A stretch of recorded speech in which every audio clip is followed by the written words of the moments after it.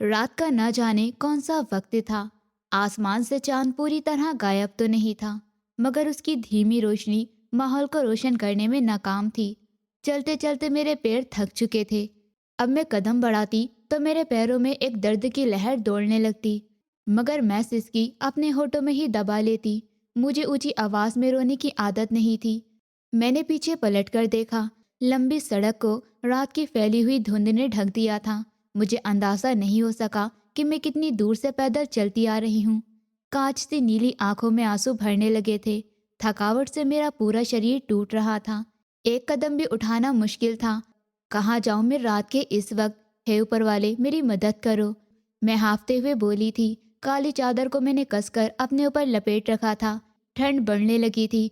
मेरा हल्का सा सूट सर्दी को रोकने के लिए नाकाम था, और ये पतली सी चादर भी। ये चादर मेरी माँ की थी। माँ की याद आते ही मेरी पलकें एक बार फिर भीगने लगी थी। अचानक ही मैं चौंकी। गली का मोड़ मुड़ते ही मुझे लेफ्ट साइड एक बड़ा सा पार्क का दरवाज़ा नजर आ रहा था। स्ट्रेट फॉल सी धीमी रोशनी में खुले दरवाजे से अंदर रखी हुई बेंच दिखाई दे रही थी। मेरा बहुत दिल चाह रहा था कि मैं कुछ देर के लिए बैठ जाऊं। एक थकी हुई नज़र मैंने अपने पीछे डाली। वहां दूर तक कोई दिखाई नहीं दे रहा था। लगता नहीं था कि कोई मेरा पीछा करते हुए हवेली से बाहर निकला था। लड़खड़ाते कदमों से चलते हुए मैं पार्क के अंदर आई। आधी रात के वक्त पार्क में कोई मौजूद नहीं था। मुझ 21 साल की लड़की को एक पल के लिए डर महसूस हुआ था।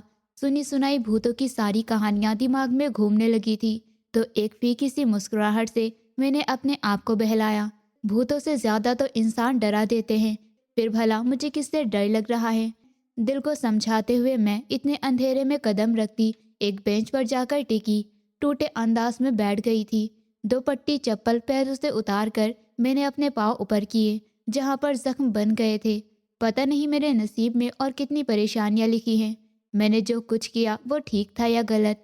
अब की बार मेरी आंखों से तेज रफ्तार से आंसू बहने लगे थे। अचानक ही मैं चौंकी। हल्की हल्की गुर्राने की आवाज मेरे कानों में पड़ रही थी। मेरा दिल उछलकर मुंह में आ गया था। मैं भले ही बहादुर बन रही थी, लेकिन मैं बिल्कुल भी बहादुर नहीं थी। एक झटके से उठते हुए मैंने लेफ्ट राइट अपनी नजर दौड़ाई, और मेरे कदमों के नीचे से जमीन निकल गई थी। मैंने कुछ ही फासले पर दो कुत्ते देखे थे जो मेरे आने से डिस्टर्ब हुए थे, और इस वक्त दांत दिखाते हुए मुझे गुर्रा रहे थे। मुझे उनकी गोल गोल आंखें देखकर एक अजीब सा डर लगा था। वैसा ही डर मुझे साहिल खान की आंखों में भी देखकर लगता था। मैं कांप कर रह गई थी। अचानक मैंने दो कदम पीछे बढ़ाए। कुत्तों की गुर्रारे अब और बढ़ती जा रही थी। उन्हें रात के इस वक्त पार में किसी इंसान की उम्मीद नहीं होती थी। अचानक एक कुत्ता जोर से भौंका। मेरा दिल बहुत जोर से धड़का था। एक हल्की सी चीख मेरे होठों से निकली। मैं अचानक बेंच के ऊपर चढ़कर खड़ी हो गई थी। दूर घास पर लेटे दो कुत्ते भी इस खेल में शामिल हो गए थे। वो हमला करने की तैयारी कर रहे थे, और मेरी रगों का खून जमता जा रहा था। पार्क का गेट दूर था। मैं भागकर वहां तक नहीं जा सकती थी। हे ऊपर वाले, मैं कहाँ जाऊं? मैंने बेबसी से आंखें मीची। कुछ नहीं कहेंगे ये, आप बेफिक्र होकर नीचे उतर जाइए। भारी मर्दाना आवाज आई तो मैं एक झटके से मुड़ी थी। न जाने वो कहाँ से आ गया था। उसकी यूनिफॉर्म और कांधों पर लगे हुए बैचेस बता रहे थे कि वो पुलिस में एक ऊंचा रैंक रखता है। उसके चेहरे पर बहुत सीरियसनेस थी। उसने दाढ़ी भी नहीं रखी हुई थी, सिर्फ मूछें थी। वो इस वक्त तो मेरे लिए वेल विशर बनकर आया था। आप बेंच से नीचे उतरिए और मेरे पीछे आ जाइए। वो सिर्फ आपको परेशान कर रहे हैं, हमला नहीं करेंगे। अब की बार उसने फिर नर्म आवाज में कहा था। मेरी टांगें कांपने लगी थी। कुत्तों की आवाजें एक बार फिर बढ़ गई थी, और उसने जमीन पर पड़ा हुआ कोई पत्थर उठाया था। कुत्ते एकदम जोर जोर से भौंकने लगे। एक ने तो आगे बढ़ने की कोशिश भी की थी। मेरे होठों से एक चीख निकली थी, लेकिन यूनिफॉर्म वाले अजनबी ने बिना एक कदम पीछे हटाए कुत्तों के झुंड को भगा दिया था। वो गुर्राते हुए पलटकर पार्क के खुले दरवाजे से बाहर निकल गए थे। धड़कनें रुकने लगी। कुत्ते तो भाग गए थे, मगर अब ये इंसान कौन था? वो पुलिस वाला था। कौन है आप? और रात के इस वक्त पार्क में आप क्या कर रही हैं? वॉक करने का शौक दिन के उजालों में पूरा नहीं हो सकता, जो आप आधी रात को यहाँ आ गई हैं। उसने पलटकर एक गहरी नजर मेरे ऊपर डाली थी। मैंने घबराकर चादर से अपने चेहरे को ढक लिया था। मैं यहाँ से गुजर रही थी, बस थोड़ी देर यहाँ बैठ गई। मुझे बस यही जवाब दिमाग में आया था। रात के 2 बज रहे हैं। 2 बजे आप पार्क के बाहर से गुजर रही थी। सच में आप इंसान ही हैं, क्योंकि कोई इंसान और ख़ास तौर पर लड़की रात के 2 बजे इन सुनसान सड़कों पर ऐसे नहीं गुजरती। वो 2 कदम चलता हुआ मेरे पास आया था। मैंने घबराकर ज़मीन पर रखा हुआ अपना जूता पहना और भागने के रास्ते ढूंढ रही थी। मैंने आपसे कुछ पूछा है, कौन हैं आप और यहाँ क्या कर रही हैं? आपकी बार उसकी आवाज़ थोड़ी सख्त हुई थी। मेरा दिल ज़ोर से धड़का था। आप कौन हैं और आप मुझसे सवाल क्यों कर रहे हैं? आपको क्या प्रॉब्लम है? मैं रात के इस वक्त कहाँ हूँ और कहाँ नहीं? मैं 21 साल की हूँ और जहाँ मेरा दिल चाहेगा मैं वहाँ जा सकती हूँ। आप कौन होते हैं मुझसे सवाल करने वाले? मैं लड़खड़ाते लहजे में बोलती चली गई थी। नज़रों ही नज़रों में मैंने अपने और पार के दरवाजे के बीच का फासला देखा। भागने में तो वैसे भी मैं माहिर हो चुकी थी। अब एक बार और सही, एक और इंसान को अपने पीछे लगा लूंगी तो क्या फ़र्क पड़ जाएगा? मैं कौन हूँ ज़रा गौर से देखिए। देखने में तो आप पढ़ी लिखी लग रही हैं। शायद आपको मेरा नाम पढ़ने आ जाएगा और मेरा स्टेटस भी सवाल करने का हक रखता है। वो कदम कदम चलता हुआ मेरे सामने आकर खड़ा हो गया। मैंने गीले पलके उठाकर उसके चौड़े सीने पर देखा। एक तरफ उसका नाम लिखा हुआ था, सिकंदर शाह। रैंक बता रहा था कि वो डीएसपी है। उसकी उम्र 32 साल के करीब थी। मुझे उस पर रश्क आया था। 32 साल की उम्र में वो अपनी मंजिलों को पा चुका था, जबकि मैं भटकती फिर रही थी। मुझे बताइए, आप रात के इस वक्त यहाँ क्या कर रही हैं? क्या कोई आपका पीछा कर रहा है? क्या आपको किसी से डर है? अब की बार वो इन्वेस्टिगेशन वाले अंदाज में बोला था। मेरा दिल डर से धड़क उठा था। पुलिस, ये पुलिस वाला है। पुलिस तो हमेशा से उनके गुलाम रहे हैं। इसे जैसे ही मैं कुछ बताऊंगी तो ये जाकर उन लोगों को बता देगा और इसके बाद वही होगा जो हमेशा से होता चला आ रहा था। ये मुझे पकड़कर वापस वहां ले जाएगा, उस हवेली में जहां अब की बार तो वो मुझे मार ही डालेंगे। मैं अचानक 2 कदम पीछे हटी और मैंने पलट कर देखा। पार्क की दूसरी तरफ एक बड़ा सा दरवाज़ा नजर आ रहा था। वो दरवाज़ा अभी भी खुला था। ये अजनबी भी इस दरवाजे से अंदर आया था। मैंने इधर देखा ना उधर, उल्टे कदमों से भागते हुए उस दरवाजे पर दौड़ लगाई थी। मेरी सोच के बिल्कुल उल्टे, वो डीएसपी मेरे पीछे नहीं भागा था, बल्कि बहुत सुकून से वो मुझे दूर जाते हुए देख रहा था। अंधाधुंध भागते हुए मेरी काली चादर मेरे सर से सरक गई थी। रेशमी बाल बिखरने लगे थे। भागते भागते मैंने पार्क का दरवाज़ा पार कर लिया था। दूसरी तरफ खुली हुई सड़क थी जिस पर एक स्ट्रेस बॉल जल रहा था। मैं अंधेरे में दूर तक भागती चली गई। सांस फूलने लगी तो मैं अचानक रुक गई थी। मैं कहाँ जाऊं? काश मुझे कोई अनाथ आश्रम जाने का पता दे देता। काश कोई मदद मिल जाए। मैं रोने ही वाली थी। मैंने अपनी सांसों को संभालते हुए बढ़ते हुए अपनी प्यास को नज़रअंदाज किया। मैं पिछले कई घंटे से भूखी प्यासी थी। इस बात का एहसास अब हो रहा था। तभी गाड़ी की तेज लाइट मेरे चेहरे पर पड़ी थी और फिर जोरदार ब्रेक के साथ गाड़ी मेरे बराबर में आकर रुक गई थी। मैं उछलकर मुड़ी। मैं बेहोश होने वाली थी और जिस वक्त गाड़ी का दरवाज़ा खुला, अंदर बैठ जाइए। रात के इस वक्त अगर किसी ने अंदाज़ा कर लिया कि आप बिना किसी मंजिल के सड़कों पर घूम रही हैं, तो पता नहीं आपके साथ क्या होगा। आजकल तो वैसे भी जवान लड़कियों की किडनैपिंग की खबरें काफ़ी बढ़ चुकी हैं, इसलिए मैं ऐसे ही एक गैंग को पकड़ने के लिए रात के वक्त यहाँ मौजूद था। मुझे तो लगता है आप भी उनका शिकार बनने वाली हैं। वही मजबूत भरी आवाज़ गाड़ी के ड्राइवर सीट से आई थी। मैंने पलटकर बेबस नज़र सड़क पर डाली तो वो ठीक कह रहा था। न जाने कितनी रात बीत चुकी थी। मैं अपनी मर्जी से चलती रहती तो कहीं भी नहीं पहुंच सकती थी।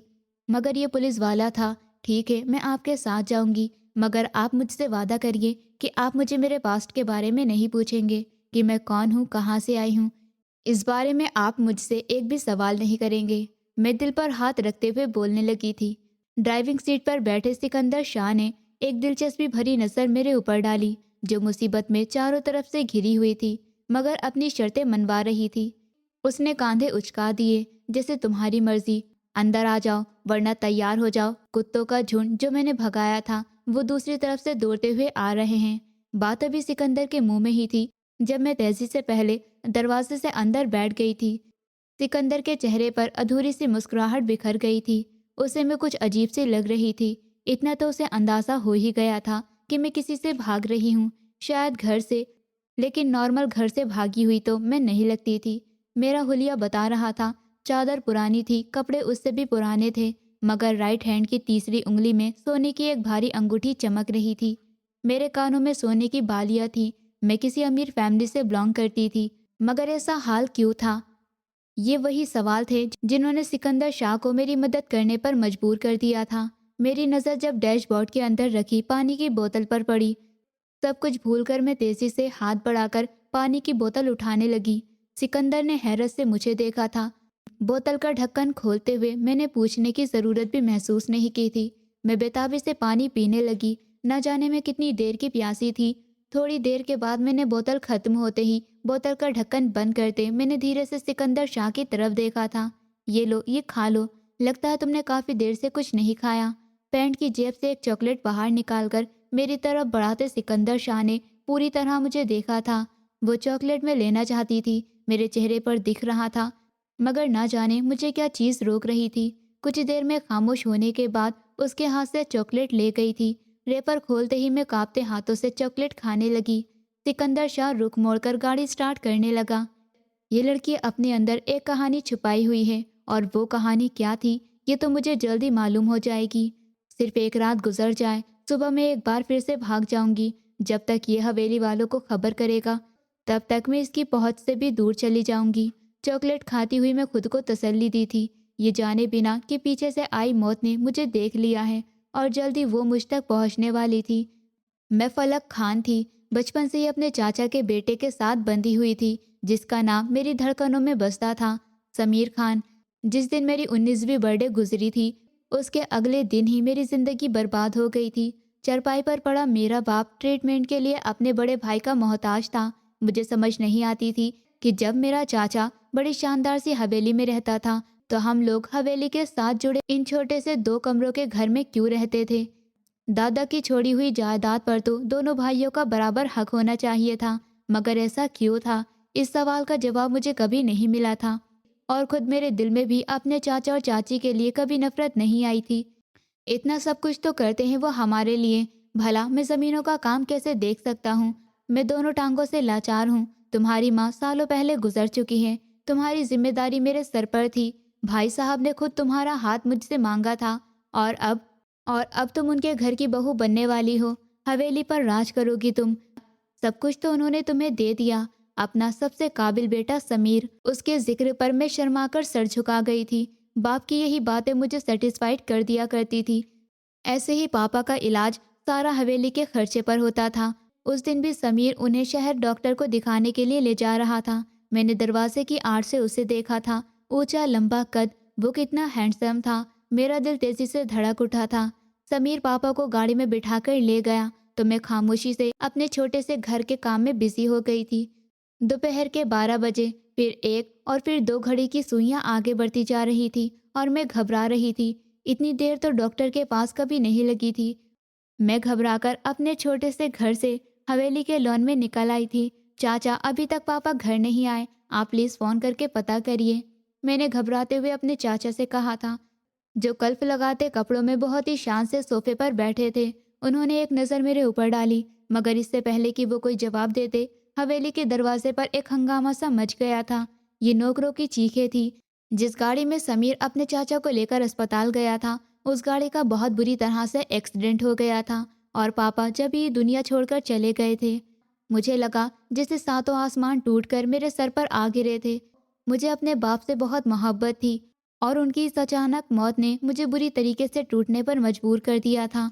उनकी लाश को अंदर लाया जा रहा था, और मैं खुद में इतनी हिम्मत भी नहीं रखती थी कि आखिरी बार अपने बाप का चेहरा देख सकूं।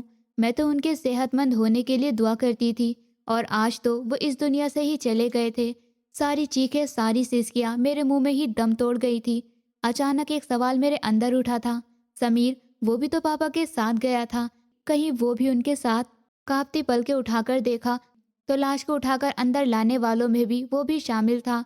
मुझे हैरत हुई थी कि उसे कोई भी खरोश तक नहीं आई थी। उसका चेहरा बहुत सीरियस था। मेरा दिल डूबने लगा। दुख से मेरी आंखें बंद हो रही थी, और कुछ ही देर बाद मेरा दिमाग गहरी सोचों में डूब चुका था और मैं बेहोश हो गई थी। जिस वक्त मुझे होश आया, पापा को लेकर जा चुके थे। मैं चीख उठी, मुझे पापा को देखना है। मैं आखिरी बार उन्हें देख भी नहीं सकी। आप लोगों ने इंतज़ार क्यों नहीं किया? मैं तड़प तड़प कर रो रही थी। चाची ने आगे बढ़कर प्यार से मुझे अपने साथ लिपटाया था। तुम्हारे बाप की लाश की हालत बहुत खराब थी, उन्हें नहीं रख सकते थे। अब तुम बेसहारा हो, मगर तुम फिक्र मत करो, तुम्हारे अपने तुम्हारे सर पर मौजूद हैं। वो समीर के नाम की अंगूठी है जो मैं तुम्हारे हाथ में पहना रही हूँ। उन्होंने फटाफट अपने हाथों से सोने की मोटी सी अंगूठी निकालकर मेरी उंगली में पहना दी थी। मैं हैरान रह गई थी। बेनाम सी मंगनी को आज नाम मिल गया था, मगर किस हालत में, जब मेरा बाप इस दुनिया में नहीं रहा था। मैं फूट फूट कर रोने लगी थी। चाची कमरे से बाहर निकल गई थी। मेरा बाप मर चुका था, लेकिन अच्छा था कि मैं अपनों के बीच थी। वो अपने जो मेरे ऊपर जान निसार किया करते थे। मैं ऐसे ही सर लपेटकर कमरे में पड़ी रहती, अपने माँ बाप को याद करके रोती रहती। मुझे इंतज़ार था समीर आएगा, एक बार ही सही, मगर आकर मुझे तसल्ली तो देगा। आते जाते वो मुझसे बात कर लिया करता था। भले ही हम दोनों के बीच कोई ज़्यादा बात नहीं होती थी, मगर एक हफ्ता गुजर गया था और वो एक बार भी नहीं आया था। नौकरानी मेरा खाना कमरे में ही दे जाती थी। एक हफ्ते बाद मैं हिम्मत करके बेड से उठी। मैं बाहर जाना चाहती थी, थोड़ी ताज़ी हवा लेना चाहती थी, मगर दरवाज़ा खोलने पर मुझे एहसास हुआ कि दरवाज़ा बाहर से लॉक है। मैंने 2-3 बार कोशिश की दरवाज़ा खोलो, शायद गलती से लॉक हो गया है। मैंने 2-3 बार दरवाज़ा बजाया, बाहर से नौकरों की आवाज़ें आ रही थी, लेकिन फिर भी कोई दरवाज़ा नहीं खोल रहा था। मुझे कुछ अजीब सा लगा। मैंने एक बार फिर पूरी हिम्मत से दरवाज़ा बजाया, दरवाज़ा खोलो, मेरा अंदर दम घुट रहा है। सुनते क्यों नहीं हो तुम लोग? चाचा को बुलाओ, मैं तुम लोगों की शिकायत करूंगी उनसे कि तुम लोगों ने बेध्यानी में मुझे कमरे के अंदर बंद कर दिया। मैं पूरी हिम्मत से चिल्लाई थी। अब की बार खामोशी छा गई। कमरों की छाप दरवाजे के पास आने लगी। मैंने सुकून भरा सांस लिया। दरवाजे के लॉक में चाबी लगने लगी और कुछ देर बाद दरवाज़ा खुल गया। सामने चाचा खड़े थे और उनके पीछे चाची। दोनों के चेहरे पर बहुत सख्ती थी। वो नमी, वो मोहब्बत कहीं भी दिखाई नहीं दे रही थी। अच्छा है चाचा, दरवाज़ा खोल दिया आपने। मेरा दम घुट रहा था। पता नहीं नौकरों ने बंद क्यों कर दिया था। मैं धीमी सी आवाज़ में बोली थी। वो दोनों अंदर आए तो चाची ने पलटकर दरवाज़ा बंद कर दिया था। देखो फलक, तुम कम उम्र की हो और मैं नहीं चाहता तुम बुरे हाथों में पड़ो। तुम्हारे बाप के नाम बहुत लंबी चौड़ी जायदाद थी। क्योंकि वो लाचार थे तो अपनी जायदाद की देखभाल नहीं कर सकते थे, इसलिए वो सारी जायदाद उन्होंने मेरे हवाले कर रखी थी। मगर अब वक्त आ गया है कि तुम कानूनी तौर पर सारी जायदाद मेरे नाम कर दो। तुम्हें पता है ना, कोर्ट कचहरी के मामलात में बड़ा मसला हो जाता है। उन्होंने आम से अंदाज में कहते हुए डॉक्यूमेंट सामने टेबल पर रखे थे। वो डॉक्यूमेंट साथ लेकर आए थे। मैंने हैरत से डॉक्यूमेंट की तरफ देखा। ये जायदाद अगर मेरे बाप के नाम पर थी तो वह हर चीज़ के लिए चाचा की तरफ क्यों देखा करते थे? उन्होंने कभी मुझे पूरी बात क्यों नहीं बताई थी? ये कौन सी ज़मीन है और कौन सी जायदाद है जो पापा के नाम पर थे? मैंने हैरान होते हुए डॉक्यूमेंट उठाए। चाची आगे बढ़ी। अब बस करो, क्या छानबीन कर रही हो? क्या करोगी और डॉक्यूमेंट को पढ़कर? वैसे भी कुछ दिन बाद तुम्हारी शादी है। शादी के बाद अपने हस्बैंड को संभालना। इन कोर्ट कचहरी और डॉक्यूमेंट के चक्कर में क्यों पड़ रही हो? उन्होंने डॉक्यूमेंट छीनते हुए वापस टेबल पर रखे थे। दोनों का अंदाज अजीब था। मेरा दिल जोर से धड़कने लगा। मेरी शादी? आप लोगों ने शादी की तारीख भी तय कर दी? मेरे सवाल पर चाचा ने बेरुखी से सर हिलाया था। हाँ, मगर शादी से पहले मुझे कुछ ज़रूरी काम निपटाना है। तुम इन डॉक्यूमेंट पर साइन कर दो। अचानक दरवाज़ा ज़ोर ज़ोर से बजने लगा था। बाहर से अजीब सी आवाज़ आ रही थी। मैंने चाचा और चाची दोनों को चौंकते हुए देखा था। शायद अयान है। उसे मैं बताकर आई थी कि मैं फलक के कमरे में जा रही हूँ। चाची ने प्यार भरे अंदाज में कहा। अयान उनका छोटा बेटा था। मेंटली तौर पर लाचार देखने में वो भरपूर जवान मर्द था, मगर मेंटली तौर पर सिर्फ एक 5 साल का बच्चा था। चाची ने आगे बढ़कर दरवाज़ा खोला तो वो अंदर आ गया। मेरी दुल्हन, मैं इसे लेकर जाऊंगा। वो एकदम आगे बढ़कर मेरी कलाई थामने की कोशिश करने लगा था। मैं घबराकर 2 कदम पीछे हटी थी। अयान के होठों से राल बह रही थी। उसके कपड़े साफ सुथरे जरूर थे, मगर उसके मुंह पर बचा कुचा खाना लगा था जो वो अभी खाकर आया था। बिखरे हुए बाल थे जिसे देखकर मेरा दिल बुरी तरह से घबराया था। मेरा हाथ छोड़ो, ये क्या कह रहा है चाची? मुझे हमेशा से ही अयान से डर लगता था। चाची ने एक नफरत भरी नज़र मेरे ऊपर डाली। इतने गुस्से में क्यों मेरे बेटे को देख रही हो? सही कह रहा है। वो तुम्हारी शादी हम समीर के बदले अयान से कर रहे हैं। समीर पढ़ा लिखा जवान आदमी है और उसे अभी बहुत से काम करने हैं, और तुम लावारिस होकर यहाँ हमारे सर पर पड़ी हो। तुम्हें उसके पल्ले बांध देंगे तो वो किसी काम का नहीं रहेगा। और वैसे भी अयान को एक प्यार करने वाली बीवी की ज़रूरत है। ये बिल्कुल ठीक हो जाएगा। डॉक्टर ने कहा है शादी के बाद ये पूरा बदल जाएगा। अब तुम जल्दी से इन डॉक्यूमेंट पर साइन करो और दोबारा दरवाज़ा मत बजाना। फालतू में हंगामा मचाए रखती हो। चाची ने अयान को प्यार करते हुए मेरे सर पर बम फोड़ा था। मुझे यूं लगा जैसे मेरी दुनिया ही पलट गई हो। मैंने बेयकीनी से चाचा के चेहरे पर नजर डाली थी। साफ लग रहा था कि वो भी इस साजिश में बराबर के शामिल हैं। ये नहीं हो सकता। मैं समीर की फियोंसे हूँ। आपने खुद मेरे हाथ में उसकी अंगूठी पहनाई थी। मैं रोते हुए पीछे हटी थी। चाची ने नफरत से मुझे देखा था। ये अंगूठी अयान के नाम की है। समीर तो तुम्हें देखना भी नहीं चाहता। भला उससे क्या पड़ी है अपने गरीब लवारिस कजिन के साथ शादी करने की। वो किसी और को पसंद करता है। अब ज्यादा ड्रामे मत करो। शादी तो तुम्हारी अयान से ही होगी। चाची जहर उगल रही थी। मैं बड़ी बुरी तरह से लड़खड़ा गई थी। मैं साइन नहीं करूंगी और ना ही मैं अयान से शादी करूंगी। अगर ये मेरे बाप के नाम की जायदाद है तो ये मुझे दी जाएगी। मैं अपने घर वापस जाऊंगी। मैं रोते हुए उठी थी। चाचा और चाची का ये रवैया मुझे अंदर से काट रहा था। चाचा ने एक गुस्से भरी नजर मेरे तरफ डाली। साइन करती है या लगाऊं 2 थप्पड़। उन्होंने सिर्फ कहा ही नहीं था बल्कि एक थप्पड़ मेरे मुंह पर लगा भी चुके थे। आगे बढ़कर उन्होंने दोनों हाथों से मेरी गर्दन दबोची। पहले तेरा बाप वो मनहूस आदमी अकड़ दिखाता रहा। लाचार कर दिया मैंने उसे एक्सीडेंट करवाकर, मगर फिर भी उसकी अकड़ नहीं गई। और अब मेरे बेटे समीर ने उसे इस दुनिया से ही निकाल दिया है। मैंने मारा है तेरे बाप को अपने बेटे के हाथों। और अगर तूने जरा ऊंच नीच की तो मैं तेरी भी जान ले लूंगा। नहीं करती साइन तो मत कर। मैं तेरा नौकर नहीं हूँ। उन्होंने एकदम अपनी जेब से एक नीला डब्बा निकाला था। रोती तड़पती मेरी अंगूठी का निशान लेकर रोती तड़पती मेरे अंगूठे का निशान लेकर उन्होंने डॉक्यूमेंट पर लगा दिया था। मैं किसी बेजान लाश की तरह चाचा की मिन्नतें कर रही थी। आंसू नीली आंखों से टूट टूट कर बिखर रहे थे। मैं बर्बाद हो रही थी, मगर यहाँ मुझे सुनने वाला कोई नहीं था। ये मेरे अपने नहीं थे, बल्कि मुझे नोचने वाले जालिम लोग थे, जिन्होंने मेरी पूरी दुनिया उजाड़ दी थी। लो हो गया मेरा काम। अब बंद कर दो इसे कमरे में। ख्याल रहे दरवाज़ा मत खोलना। कोई ज़रूरत नहीं है इसे खाना पीना देने की। शादी के बाद इसे खाना मिलेगा। शादी की तैयारी करो। जीत के अंदाज में डॉक्यूमेंट उठाते हुए उन्होंने एक नफरत भरी नज़र मेरे ऊपर डाली। चाची अयान को लेकर बाहर निकल गई थी। वो बस मेरी दुल्हन की रट लगाए रखा था। मैं जानती थी कि मेरी बात का कोई असर नहीं पड़ेगा। अब मैं रो रही थी, तड़प रही थी। बाप की मौत का सदमा ही अभी नहीं भूली थी कि ये साजिश भी मेरे सामने आ गई थी। न जाने अब मैं क्या करने वाली थी, लेकिन ये तो पक्का था कि मैं अयान से शादी कभी नहीं करूंगी। मगर यहाँ से निकलना भी मुमकिन नहीं था। मैं शायद रो धोकर अपनी किस्मत पर सब्र कर लेती। अगर उस रात अजीब से एहसास से मेरी आंख ना खुली होती, मैं बहुत ही भूख का शिकार होती। न जाने किस वक्त सो गई थी, मगर गाल पर अजीब ठंडे ठंडे हाथों ने मुझे जगा दिया था। मैं घबरा कर उठी। मेरी दुल्हन कितनी प्यारी है, बिल्कुल मक्खन के जैसी। आओ मेरे कमरे में चलो।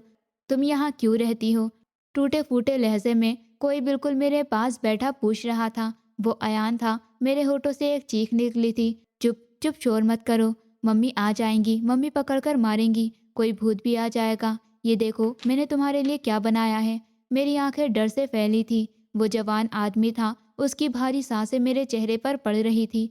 भले ही वो जैसा भी था, लेकिन था तो एक मर्द ही। रात के इस अंधेरे में वो मेरे इतने पास बैठा था कि मुझे बहुत डर लग रहा था। इस काफी ठंड में भी मेरे पसीने छूट गए थे।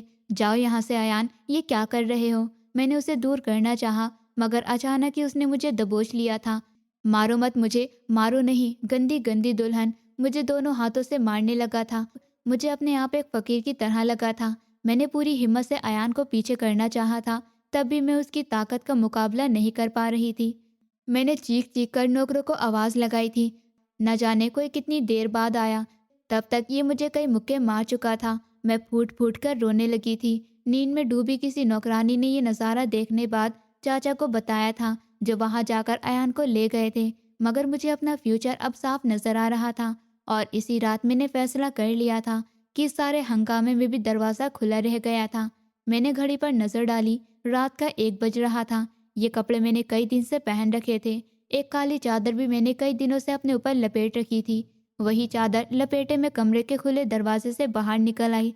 चाचा के कमरे में हंगामा हो रहा था। अयान को दोहरा पड़ गया था और सब उसे संभालने की कोशिश कर रहे थे। किसी का ध्यान मेरी तरफ नहीं था। मौका अच्छा था। मैं आंसू भरी आंखों को लेकर अंधाधुंध भागती हवेली के पिछले हिस्से से बाहर निकल आई थी। मुझे पता था जल्दी या देर से इन सब को मेरे गायब होने का पता चल ही जाएगा, और तब तक मैं यहाँ से निकल जाना चाहती थी। वो मुझे आज़ाद नहीं छोड़ेंगे। इतना तो मैं भी जानती थी। मैं पढ़ी लिखी थी, कॉलेज से एजुकेशन हासिल कर रखी थी।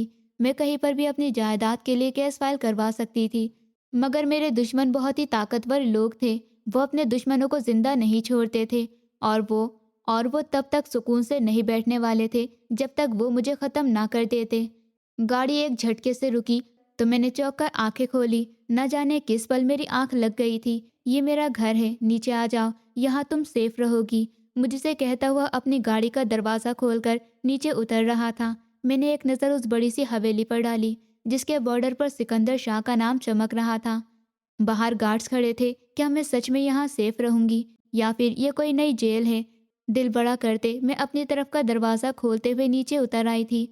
वो खुद तो अंदर कहीं गुम हो गया था। मैं जिस वक्त अपने धड़कते दिल को संभालती अंदर आई थी, एक नौकरानी वहां मौजूद थी। आइए मैडम, आपको आपका कमरा दिखा देती हूँ, प्यार भरे अंदाज में कहती नौकरानी मुझे लेकर एक तरफ बढ़ गई थी।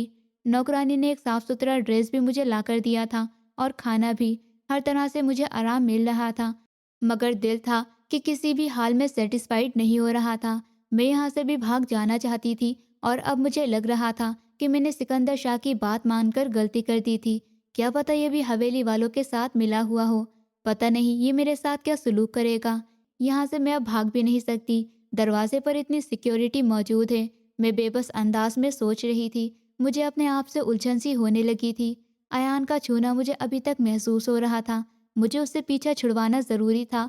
तो न चाहते हुए भी मैंने बेड पर पड़ा हुआ नौकरानी का दिया सूट उठा लिया। नहा धोकर जिस वक्त मैं कपड़े बदल करके बाहर निकल कर आई, मुझे काफ़ी बेहतर लग रहा था। अगर मैं हवेली से भाग सकती हूँ तो यहाँ से भी भाग सकती हूँ। मुझे किसी से डरने की ज़रूरत नहीं है। अब मैं अपनी ज़िंदगी की जंग खुद लड़ूंगी। पहली बार मैंने खुद को तसल्ली दी थी। टेबल पर गर्मा गर्म खाना रखा था। कुर्सी घसीट कर बैठे मैंने पहले निवाला खाने के लिए किया था। भूख लड़ने की हिम्मत तो छीन लेती है। और अभी मुझे बहुत सी लड़ाई करनी है अपने दुश्मनों से और इस इंसान से जो कहने को तो मेरा हमदर्द था, मगर उसकी आंखों में एक अजीब सी उलझन थी। जैसे भी सुबह का उजाला फैलेगा, मैं किसी भी बहाने से यहाँ से निकलकर गायब हो जाऊंगी। पक्के इरादे करते मैं कुछ मिनट सोने के इरादे से लेटी थी। मगर मुझे होश तब आया जब नौकरानी ने मेरा कांधा उठाया। जब नौकरानी ने मुझे कांधे से उठाया। उठ जाइए मैडम, दोपहर के 2 बज रहे हैं। मैं घबराकर उठी। दोपहर के 2? घबराकर मैंने पैरों में चप्पल पहनी। तुम्हारे मालिक कहाँ हैं? वो पुलिस वाला। मैं घबराकर उठी। दोपहर? मैंने अचानक नौकरानी से सवाल किया था। नौकरानी के चेहरे पर थोड़ी सी हैरानी आई थी। साहब तो कहीं बाहर चले गए हैं। आप नीचे आ जाइए, मैं आपके लिए टेबल पर खाना लगा देती हूँ। नौकरानी की बात ने मेरे दिमाग में अजीब तरह से उलझन डाल दी थी। क्या आपके साहब घर में मौजूद नहीं हैं? मैं अब यहाँ से गायब हो सकती थी। ठीक है, मुझे भूख लग रही है तो मेरे लिए खाना लगाओ, मैं नीचे आकर खाऊंगी। नौकरानी को नीचे भेजकर मैं तेजी से पलटी। मेरी काली चादर पर धूल जमी हुई थी तो मैंने वो चादर वही टेबल पर रखी और अपने ड्रेस के साथ का दुपट्टा अच्छी तरह से फैलाकर खुद पर लपेट के नीचे चली आई थी। डाइनिंग टेबल पर मेरा खाना लग चुका था। मुझे एक कप चाय बना दो, मेरे सर में बहुत दर्द हो रहा है। खाने पर नज़र डालते हुए मैंने आम से लहजे में नौकरानी से कहा था। वो सर हिलाती हुई किचन की तरफ पलट गई थी। मैं तेजी से पलटी। अच्छा था कि इस वक्त लाउंज या ड्राइंग रूम में कोई और नौकर मौजूद नहीं था। घर का दरवाज़ा पार करते हुए मैं बाहर लॉन में निकली। लॉन भी खाली था। दिन का वक्त होने की वजह से ज़्यादा सिक्योरिटी भी नहीं थी। हाँ, मगर मुझे याद आया कि मैंने दरवाजे के बाहर कल 2 गार्ड्स खड़े हुए देखे थे। पक्का वो दोनों अभी खड़े होंगे। मैं किसी न किसी तरह उन्हें चकमा देकर निकलना चाहती थी और मुझे पता था कि मुझे गार्डों को क्या कहना है। लड़खड़ाती टांगों के साथ जिस वक्त मैं दरवाजे के पास आई, मैं बहुत ही ज़्यादा हैरान रह गई थी। दरवाज़ा लॉक नहीं था, खुला हुआ था। धीरे से दरवाज़ा खोलते मैं घर से बाहर कदम रखने लगी। दरवाजे के दोनों तरफ सिक्योरिटी गार्ड्स खड़े थे, मगर दोनों में से किसी ने भी मेरी तरफ ध्यान नहीं दिया था। दोनों की नज़र दूसरी तरफ थी। मेरा दिल तेजी से धड़क रहा था। मैं दोनों की मौजूदगी में यहाँ से गायब होने वाली थी, मगर इससे पहले कि मैं एक कदम आगे ही बढ़ाती, मेरे कदम के नीचे से ज़मीन निकलती हुई महसूस होने लगी थी। सामने से एक काले रंग की गाड़ी आकर घर के बिल्कुल सामने रुकी थी। इस काली गाड़ी को मैं अच्छे तरीके से पहचानती थी। ये गाड़ी मेरे चाचा साहिल खान की थी। सैकड़ों बार इसी गाड़ी में लेकर तो मेरे पापा को अस्पताल ले जाया गया था। ये यहाँ क्या कर रही थी? वो लोग यहाँ क्यों आए थे? मेरी धड़कनें और तेज होने लगी। सिर्फ एक लम्हा लगा था मुझे खुले दरवाजे से पलटकर वापस अंदर जाने में।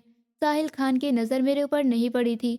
अपने मुंह पर हाथ रखते मैं अपनी चीख को निकालने से रोका था। दरवाज़ा हल्का सा खुला था और इस खुले दरवाजे में से मुझे सब दिखाई दे रहा था। वो गाड़ी ठीक घर के सामने आकर रुकी थी। ड्राइविंग सीट से साहिल खान नीचे उतरे थे और उनके साथ ही समीर खान भी, मगर अंदर आने के बदले वो वहीं रुक गए थे। दोनों के चेहरे पर बहुत खुशी थी। और तब मैंने वो मंजर देखा जिस मंजर ने मुझे हैरान कर दिया था। न जाने कहाँ से सड़क की दूसरी तरफ से चलता हुआ सिकंदर शाह आया था। उसने यूनिफॉर्म नहीं पहन रखी थी। इस वक्त वो सादा से कपड़ों में था, ट्राउजर और शर्ट, जैसे किसी बहुत ही पर्सनल काम से घर से निकला हो। उसने बहुत ही अच्छे से साहिल खान से हाथ मिलाया। कहाँ होते हैं आप डीएसपी साहब? कई बार आपको फ़ोन किया मगर आप फ़ोन ही नहीं उठाते। एक बहुत ही ज़रूरी काम था आपसे। पिक्चर तो मैंने आपको रात ही भेज दी थी। लगता है अभी तक कोई कामयाबी नहीं मिली। ये मेरे चाचा की आवाज़ थी। मैं बेबसी से अपनी आंखों पर यकीन नहीं कर पा रही थी। मैं खुद मौत के फंदे में चलकर आ फंसी थी। ये उन्हीं का आदमी था। सिकंदर ने पक्का जानबूझकर रात मुझे लिफ्ट दी थी। चाचा मेरी तलाश करने की ही बात कर रहे थे। ये बात 100% कन्फर्म थी। मेरी टीम पूरी कोशिश कर रही है। फिलहाल हमें उस लड़के का कुछ पता नहीं चला। जैसे ही पता चलेगा मैं खुद आप तक इन्फॉर्मेशन भिजवा दूंगा। अब यहाँ तक आ ही गए हैं तो अंदर आ जाइए। वैसे इस वक्त मुझे एक ज़रूरी काम से जाना है। अगर हम फिर कभी मुलाकात कर लेंगे तो कुछ बेहतर होगा। सिकंदर ने सीरियस अंदाज में जवाब दिया था। मुझे अपने आप ज़मीन में गिरता हुआ महसूस हुआ था। न जाने किस तरह मैं अपनी बेजान लाश को धकेलती घर के अंदर आई थी।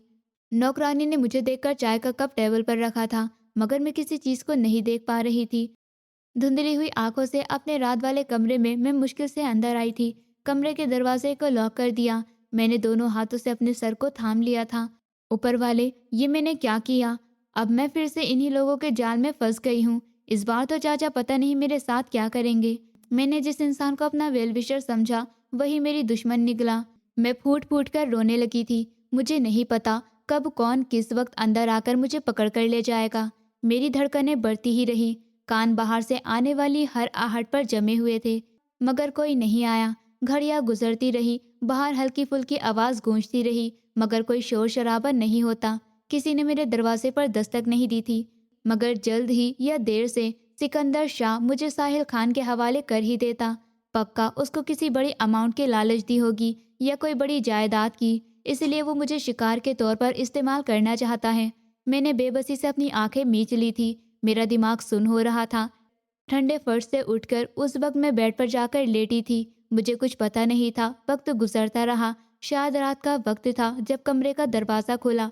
हल्की सी दस्तक देकर कोई अंदर आया था। मैं घबराकर अपनी जगह से उठ खड़ी हुई। कौन है? अंदर मत आना वरना मैं जान से मार दूंगी, मैं कमज़ोर आवाज़ में बोली थी। अंदर आते हुए सिकंदर ने गहरी नज़रों से मुझे देखा था। जिसने हाथों में साइड टेबल पर रखा हुआ एस्ट्रे उठा रखा था, वो वापस रख दो। मैं तुम्हें कोई नुकसान पहुंचाने नहीं आया, और वैसे भी एस्ट्रे से तुम मेरा कुछ नहीं बिगाड़ सकती। ये कांच का नहीं है।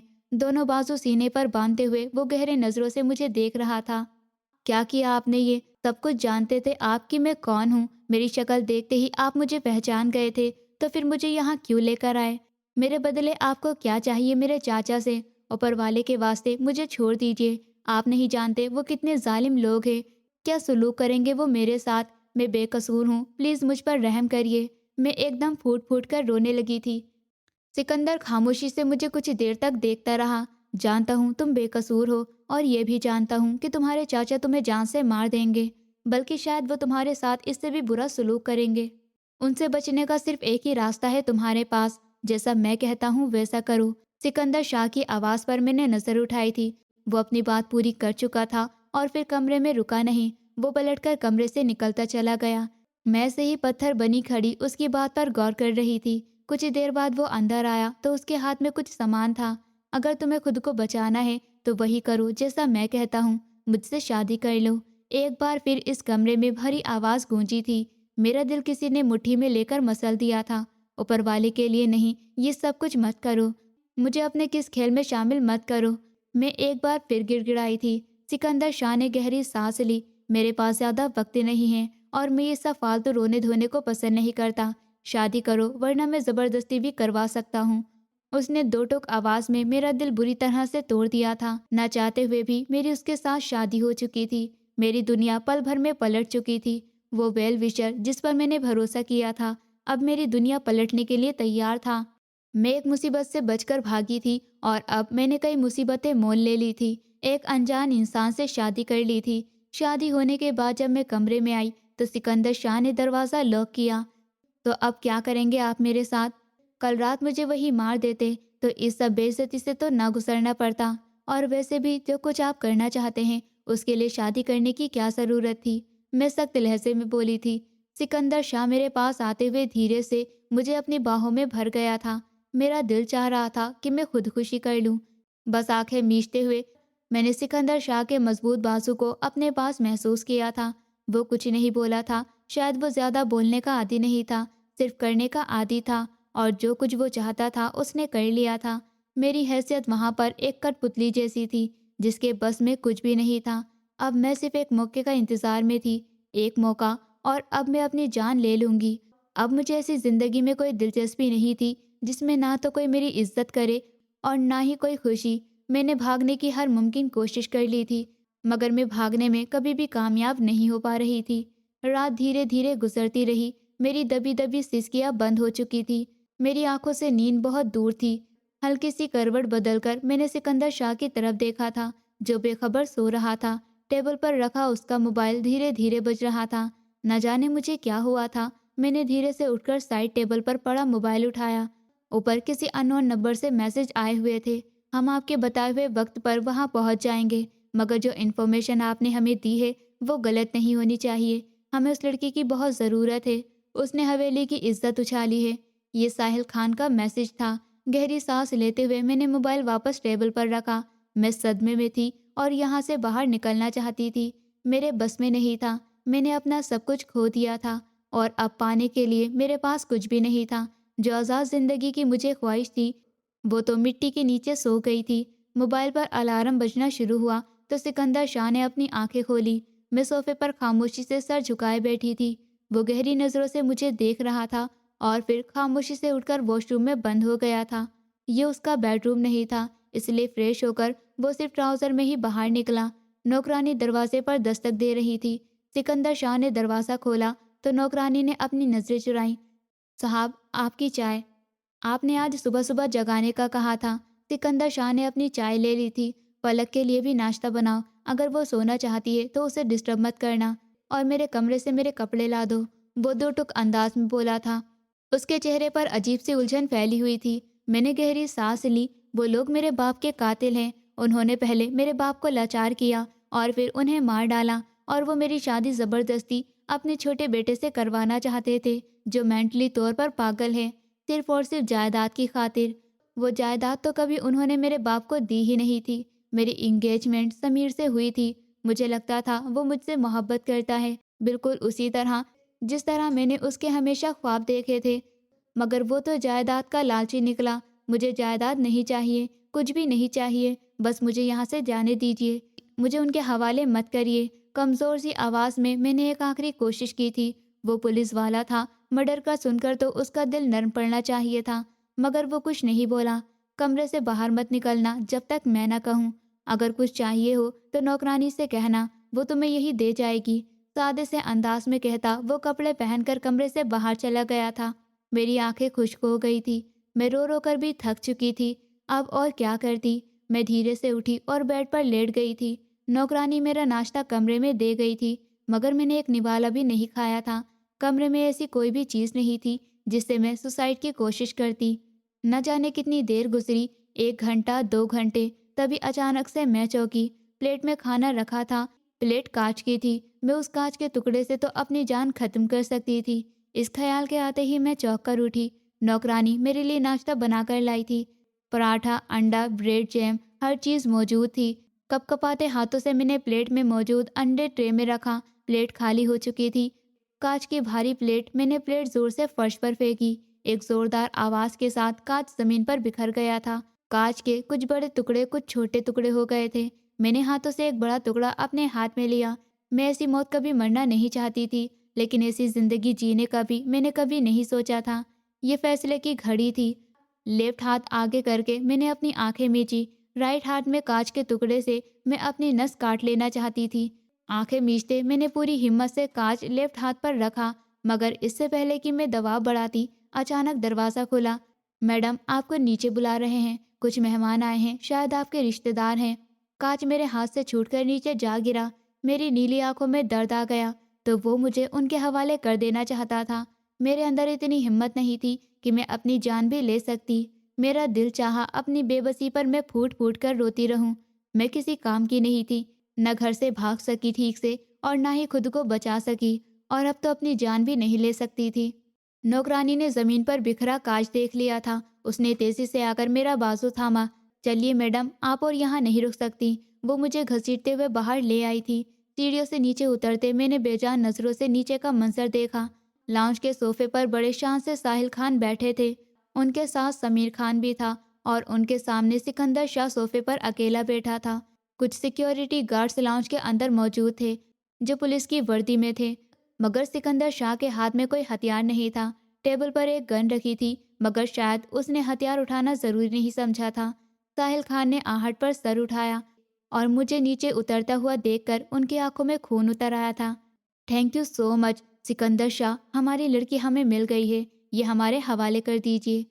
आपका इनाम आप तक पहुंच जाएगा। बड़ी मुश्किल से ख़त्म किया था इसके बाप को। आपको तो पता है ना, ये तो दौलत और जायदाद के मैटर इंसान को सख्त दिल बना देते हैं।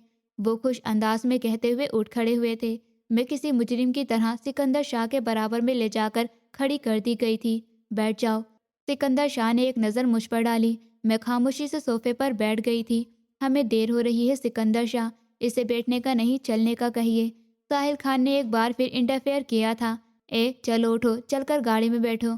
हवेली से निकलने वालियों का क्या हाल करता हूँ, ये तो मैं तुम्हें अभी बताऊंगा। चाचा ने 2 कदम आगे बढ़ाकर कहा था।